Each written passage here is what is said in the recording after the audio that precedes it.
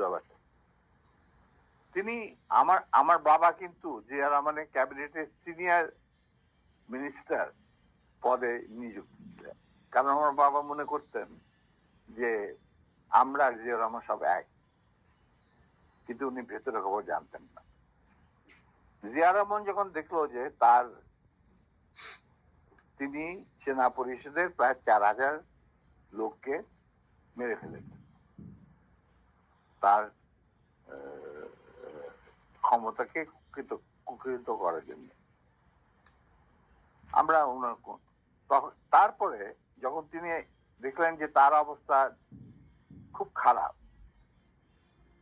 ভেতরের খবরটা সাধারণ জনগণ দেখে না, সাধারণ জনগণ দেখতে জিয়া রহমান তার রেবন গঞ্জি কাঁধে কোদাল বসে আছেন এই সমস্ত, কিন্তু ভেতরে যে কি হচ্ছিল আসল ক্ষমতা কেন্দ্রে সেই সম্পর্কে সাধারণ জনগণ জানারও কোনো স্কোপ ছিল না, তারা জানতেন না। সেখানে তার অবস্থা ছিল নরবলে, কারণ ওইখানে তিনি ডিভাইড এন্ড রুল নীতি প্রয়োগ করেছিলেন, যেটা খুবই মারাত্মক একটা হুমকি ছিল তার জন্য, তিনি হয়তো বুঝতে পারেন নাই। তিনি যখন রাষ্ট্রীয় সফরে আসেন, আমার বাবাকে deputy head of the delegation করে নিয়ে আসলেন এবং আমাকে বললেন যে let us forget and forgive, তোমরা আমাদের পাশে তারা। আমরা বললাম স্যার এটা আপনার পক্ষে, আপনার বললেন আমি কি কৃতার্থ, কিন্তু আমার মনে হয় আমাদের পক্ষে সেটা সম্ভব, কারণ এর জন্য সম্ভব না, আপনি আমাদের সহকর্মীদের রক্তে যে রক্তক্ষরণ ঘটিয়েছেন সেই রক্ত মারিয়ে আপনার পাশে যদি গিয়ে দাঁড়ায়, প্রথম গুলিটা আমাকেই যেতে হবে, মুনাফেক হিসাবে। তার আমি আপনাকে বাঁচাবো বা আমরাই বা আপনাকে বাঁচাবো, সে রাস্তা তো আপনি বন্ধ করে দিয়েছেন স্যার। এটা কত সালে স্যার? এটা যে জিয়া রহমান কোন সালে গিয়েছিল মনে হয় 81, 76 না 77, সামথিং লাইক দ্যাট।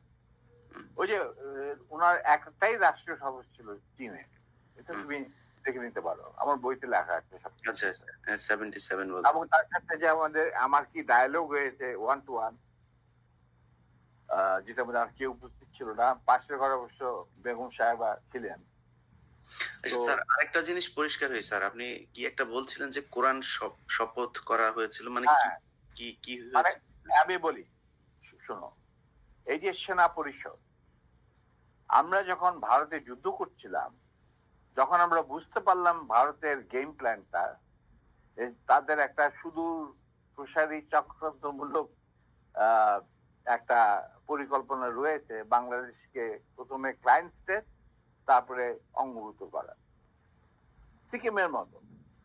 আর সেখানে লেনদুদ্দি ছিলেন, আমাদের মুজিবুর রহমানকে বানানো হলো তাজউদ্দিন, আর পরে মুজিবুর রহমানকে বানানো হলো সেই লেনদুদ্দি।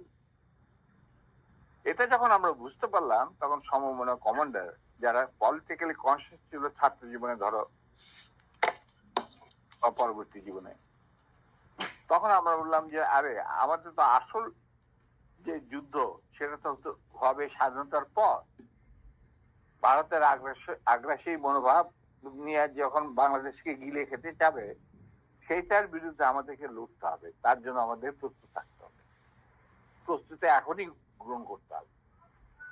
তখন আমরা ওই মুক্তিযুদ্ধের আড়ালে আমরা সেনা পরিষদের বীজ বপন করি। তো তোমার মনে থাকার কথা, যদিও Zia Rahman declaration of independence দিয়েছিল, প্রথমে তিনি নিজেকেই অস্থায়ী সরকারের প্রধান হিসাবে দাবি করেছিলেন, মানে ভাষণে বলেছিলেন। পরে ইন্ডিয়ার চাপে উনি থেকে বদলে যে মুজিবুর রহমানের ইনস্ট্রাকশনে আমি এই ঘোষণা দিলাম স্বাধীনতা।